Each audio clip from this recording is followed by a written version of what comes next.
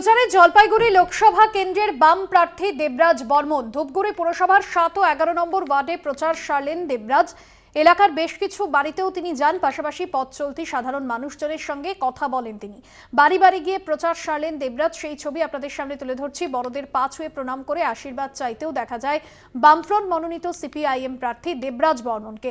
এদিন প্রচারে বেরিয়ে ধূপগুড়ি পুরসভার নির্বাচন হচ্ছে না কেন, সেই বিষয়টি তুলে ধরেন তিনি। কৃষি প্রধান ধূপগুড়িতে চাষিদের ফসলের ন্যায্য দামের পক্ষে সওয়াল করেন দেবরাজ। বাড়ি বাড়ি গিয়ে প্রচারের কর্মসূচি সারলেন দেবরাজ, সেই ছবি আপনাদের সামনে তুলে ধরছি। কি বলছেন প্রার্থী, শোনাবো।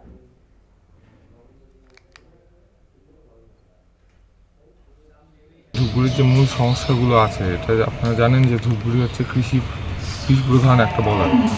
তো ধূপগুড়ির এই যে কৃষি প্রধান অঞ্চল, এখানে যে কৃষকদের বসবাস, হ্যাঁ, এই ক্ষেত্রে আমরা দেখছি যে দীর্ঘদিনের একটা দাবি ধূপগুড়ির সাধারণ মানুষের, যে একটা বহুমুখী হিমঘর, সেখানে বিভিন্ন রকমের ফসল শাকসবজিকে স্টোর করে রাখা যাবে।